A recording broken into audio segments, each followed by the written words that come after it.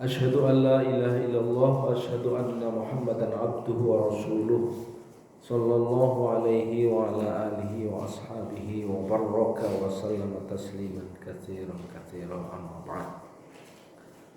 Sebelum kita memulai prosesi penyembelihan hewan kurban, ya, kita tetap memanfaatkan waktu barang sebentar.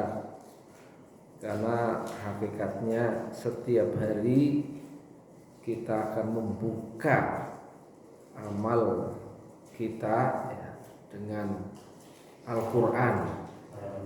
Kita buka dengan amal-amal sholih, dengan doa, dengan kebiasaan mengkaji ayat-ayat Allah, sehingga setiap amal yang akan kita lakukan di hari ini Allah akan membimbing kita ke jalan yang diridhoinya. Hadirin rahimani wa rahmakumullah. Jadi ini hari tasyrik, nanti Masjid Al-Lafali akan menyelenggarakan prosesi penyembelihan hewan kurban. Oleh karena itu sohibul kurban belum pada potong kuku ya. Ini kelihatan Pak Teguh kumisnya sudah panjang. Kalau saya sudah potong, sudah bersih. Ya. Hadirin rahimani wa rahimakumullah. Kurban merupakan salah satu perintah di dalam Al-Quran yang memiliki sejarah panjang. Karena mulai dari penciptaan daripada manusia, bahkan mulai dari Nabi Adam ya. Nabi Adam itu risalah korban sudah ada, walaupun belum ada risalah yang lain seperti haji ya. Tapi risalah korban sudah ada dulu ya.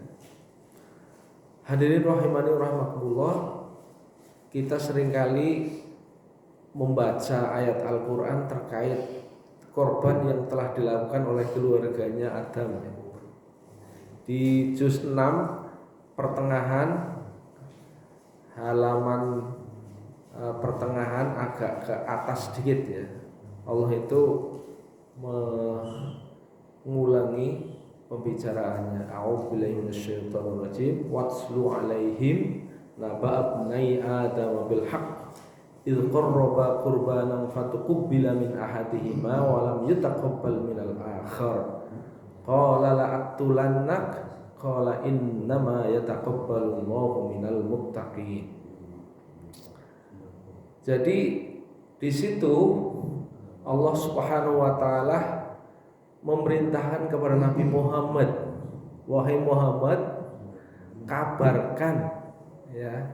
kabarkan cerita tentang kedua anak Adam yang berkorban ya. Yang satu diterima, yang satu tidak diterima ya. Idh qarraba qurbanan, ketika mereka melakukan ibadah korban, yang satu diterima, yang satu tidak diterima. Yang tidak diterima namanya Qabil ya. Apa kata Qabil ketika korbannya tidak diterima? Qabil itu murka, jengkel, dan jengkelnya kepada Habil ya. Pertama, dia sumpah serapah,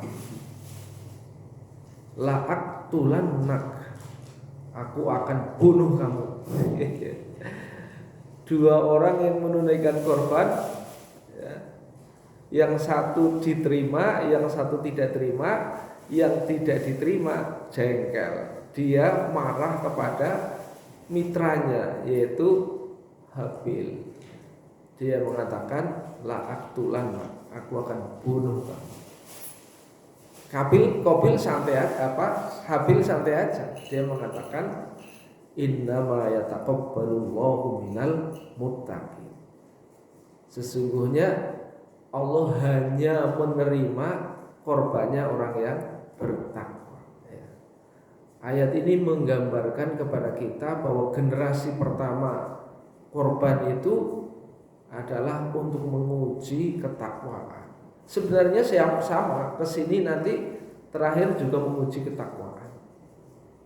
Tapi bentuk takwa yang ditunjukkan oleh kedua anak Adam itu akan tercermin pada kurbannya.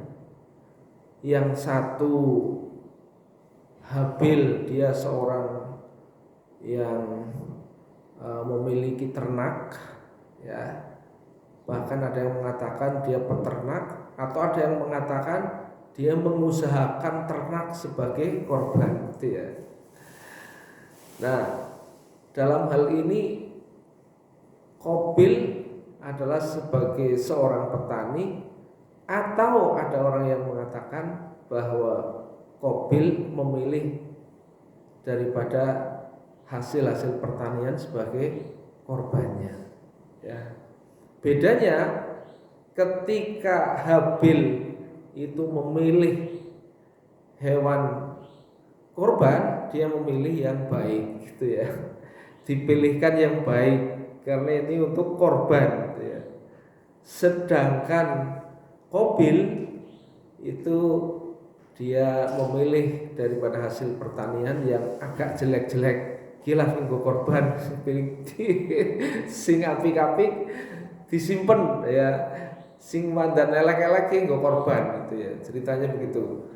Jadi akhirnya inilah cermin daripada ketakwaan, ya. Akan dilihat. Takwa itu kan sebenarnya kata Nabi at-taqwa hahuna. Takwa itu ada di hati di sini. Tapi cermin daripada ketakwaan akan terlihat, ya, dalam sikap dan perilakunya, dalam tindakan yang dipilihnya. Maka akhirnya singkat cerita korbannya Habil, ya, itu diterima, terlihat dari hasil benda yang dikorbankan itu hilang terbakar, gitu ya. Maksudnya sudah diterima Allah Subhanahu wa taala. Sedangkan yang Qabil membusuk, gitu ya.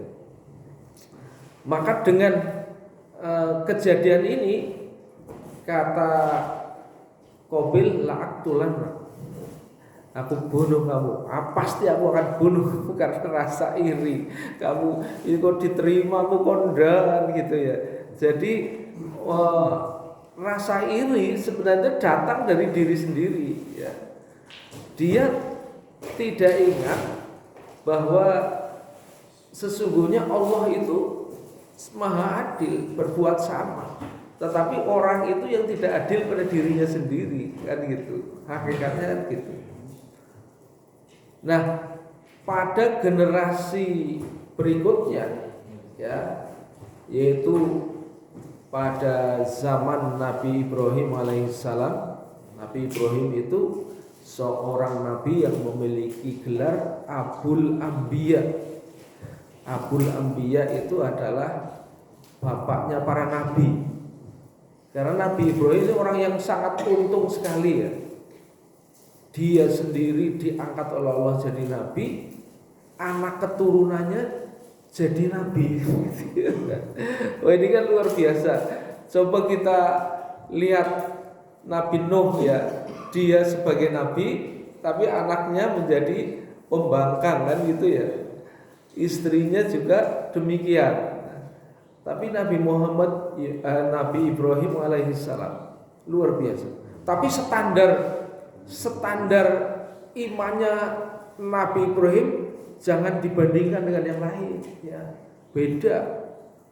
Satu hari Nabi Ibrahim pulang dalam perjalanan dakwahnya, tidak dijumpai Ismail. Dia hanya berjumpa menantunya yang perempuan.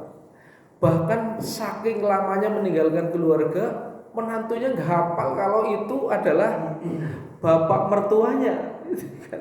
Ini hadis sahih panjang, hadis riwayat Bukhari, panjang hadisnya. Tapi singkat cerita, ketika terjadi dialog antara Nabi Ibrahim dengan menantunya, di mana Ismail? Ya, dia sedang berburu. Terus ditanya bagaimana keadaan ekonominya. Biasanya ya kalau bapak tanya kan, ye keadaannya gitu ya. Tetapi apa yang dikatakan oleh menantunya ini mengagetkan Nabi Ibrahim. Kalau bagi kita mungkin kata-kata tidak kaget ya, karena sudah terbiasa berbuat buruk ya. Tapi standar imannya Nabi Ibrahim kaget. Apa kagetnya? Karena yang keluar dari mulut menantunya, bahasa kita itu begini, bahasa kita itu mengeluh. Wah, serba sulit sekarang, berburu juga susah gitu ya. Bahasa seperti itu bagi masyarakat kita mungkin sering kita dengar ya. Tapi bagi standar keimanan Nabi Ibrahim itu aib ya.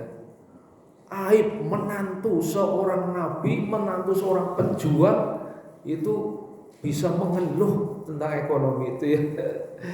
Maka kata Ibrahim kepada menantunya, ya sudah, nanti sampaikan kepada Ismail pesan daripada saya ini. Pesannya adalah segera mengganti cagak rumahnya. Dia sendiri gak mudeng gitu maksudnya. Ampun cagak rumah, iya gitu ya. Itu pesan saya, segera mengganti cagak rumah. Betul, selang beberapa hari Ismail pulang dalam perjalanan berburu ya. Ada sesuatu yang dirasakan oleh Ismail sehingga memicu dia bertanya, nampaknya kok ada sesuatu yang terjadi pada diriku ya. Apakah ada orang yang datang ke sini? Kemudian istrinya menjawab, oh iya, ada orang tua datang ke sini menanyakan keadaanmu. Terus dia juga berpesan. Apa pesannya? Nah, itu sudah Allah sampaikan dalam hatinya daripada Ismail. Apa pesannya? Langsung ya pengen tahu. Pesannya, kamu segera mengganti cagak rumahnya. Dengan bangganya mengatakan seperti itu ya. Maka kata Ismail, oh iya, ini maknanya saya harus segera menceraikan kamu. Menceraikan loh ya. Mungkin bagi kita, bagi pengadilan agama kita, mungkin alasan seperti itu enggak diterima ya. Tapi standar imannya Nabi Ibrahim itu luar biasa, sehingga kata-kata itu merupakan aib bagi para Ibrahim. Maka segera dicerai itu istrinya Ismail. Ini hadirin rahimani wa rahimakumullah. Begitu besar standar daripada keimanannya Nabi Ibrahim dan menjaga dirinya begitu ketat dalam ketaatan dan ketakwaan. Hadirin rahimani rahimakumullah, satu hari ya beliau pulang kembali dan melihat Ismail. Ya ini sebenarnya sebelum itu ya, ini ceritanya kelewatan. Ini sebelumnya karena pernah diuji oleh Allah perihal kecintaan Nabi Ibrahim kepada anaknya. Nah, kalau sekarang ya Pak Dhani dengan Ilyas gitu ya. Mungkin masih sebesar Ilyas gitu ya, baru gede. Ya, di dalam surat As-Saffah Allah Subhanahu wa taala menceritakan, falamma balagha ma'ahu sa'ya qala ya bunayya inni ara fil manam anni adbahuka fangdur madza tara. Qala ya abatif'al ma tu'maru satajiduni insyaallah minas sabirin. Cerita ini sangat terkenal ya, karena kita tiap tahun merayakan hari raya Idul Kurban.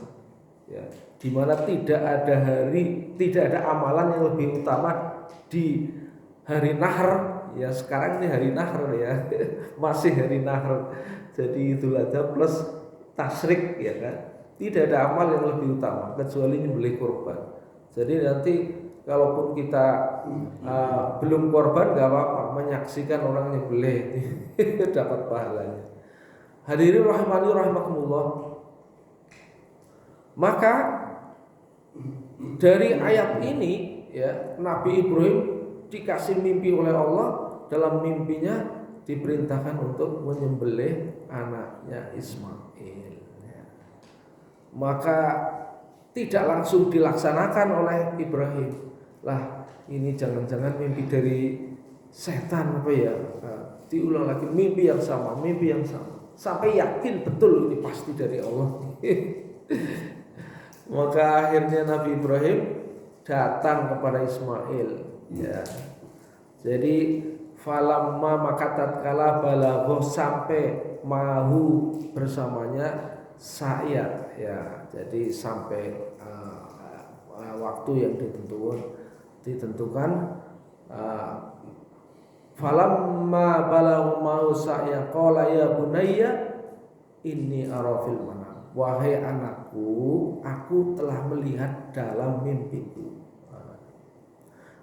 Anni albahuka. Ya, Allah perintahkan aku suruh menyembelih engkau. Fanzur madza tara. Bagaimana pendapatmu tentang hal ini wahai anakku? Jadi diskusi dulu. Nabi Ibrahim tidak mentang-mentang seorang nabi diperintahkan oleh Allah langsung plekek sini aku diperintahkan. Enggak ya. Begitu luar biasanya Nabi Ibrahim, walaupun terhadap anaknya sendiri dengan segala kasih sayangnya. Fandur madza tara, bagaimana pendapatmu wahai Ismail? Dan yang menyebabkan Nabi Ibrahim greget ya, itu karena jawaban Ismail. Kalau zaman sekarang, mau nyembelih aku? Oh, maka mungkin sebelum nyembelih aku tak sembelih duluan. Kalau anak sekarang kan mungkin gitu ya. Oh, mau nyembelih aku, bapak. Oh, nyembelih aku, bapak ya. Tapi tidak. Bagaimana jawaban Ismail itu? Ya abati, wahai ayahku, if'al ma tu'maru, kerjakan apa yang diperintahkan oleh Allah. If'al ma tu'maru satajiduni insyaallah minas sabirin. Maka pasti engkau akan mendapati aku sebagai hamba yang bersabar. Jadi kata sabirin ini menunjukkan bahwa ujian di generasi kedua lebih bagaimana pada kesabaran. Kanjeng Nabi Ibrahim itu luar biasa. Seorang anak yang baru gede, yang sedang luar biasa ya. Kita tuh kalau melihat anak lagi baru gede itu kan senangnya luar biasa ya. Pulang kerja ya, Pak Dani pulang dari kerja, ngerti Ilyas senyum-senyum, wah udah capeknya hilang. Ya, jadi begitu. Tapi diperintahkan untuk disembelih. Ya. Yang terakhir di generasi Nabi Muhammad Sallallahu Alaihi Wasallam. Maka perintah korban ini seolah menjadi satu rangkaian ayat. Ya. Ayat ini dalam satu rangkaian surat yang paling pendek. Surat yang hanya 3 ayat, isinya daging semua itu. Daging semua. Pertama adalah sebelum diperintahkan untuk menyembelih korban, diingatkan dulu tentang pemberian Allah, nikmat yang sangat banyak. Inna a'toina kal kautsar. Sungguh kami telah memberikan kalian nikmat yang sangat banyak, nikmatnya sangat banyak. Itu menunjukkan tuh, aku telah kasih nikmat kamu yang kau tidak bisa menghitungnya, begitu banyaknya. Jangankan bayar, ngitung nggak bisa itu ya. Inna a'toina kal kautsar. Maka perintah terhadap pemberitahuan ini pertama, fasolli, sholatlah kalian, tegakkan sholat kalian ya. Rabbika, kepada Tuhanmu, wanhar, yang ketiga adalah baru perintah, sembelihlah hewan kurban. Dan hewan kurban itu luar biasa, memiliki makna yang luar biasa. Makna yang pertama itu adalah bahwa perintah kurban itu tidak seperti di zaman Nabi Ibrahim ya, perintah menyembelih anak. Kan standar iman kita beda.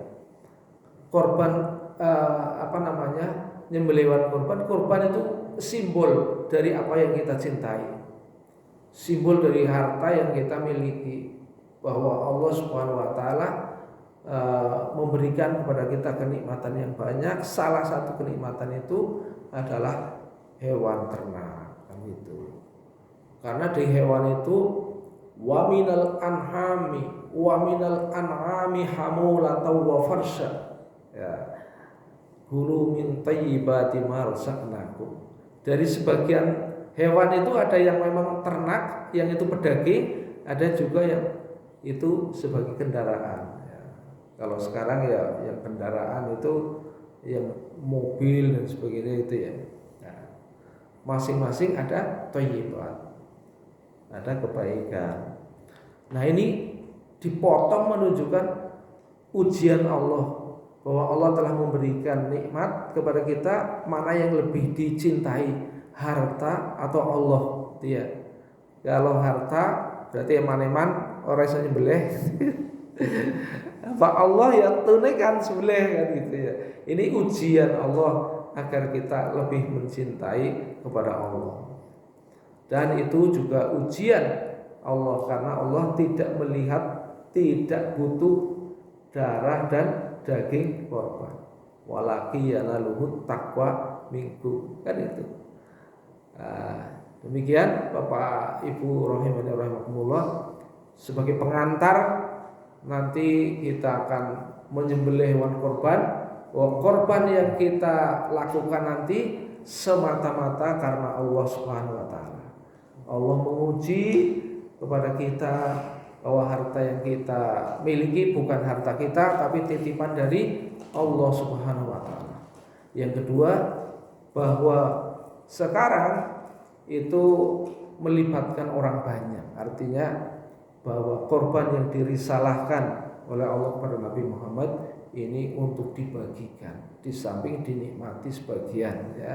Ini makna sosialnya luar biasa. Dengan demikian ibadah kurban telah melibatkan faktor sosial, ya, tidak semata-mata seperti di zaman Nabi Adam alaihissalam. Jadi makna kurban sudah semakin meluas, kegunaan kurban begitu luar biasa, menjadi kesejahteraan, ya, sumber kesejahteraan di hari itu. Jadi tidak ada orang yang tidak makan daging, yang biasanya makan kerupuk saja belum tentu ya, tapi di hari Idul Kurban ini setiap orang sudah bisa menikmati daging kurban. Terima kasih atas perhatian dan mohon maaf atas segala kekurangan. Billahi taufiq wal hidayah. Wassalamualaikum warahmatullahi wabarakatuh.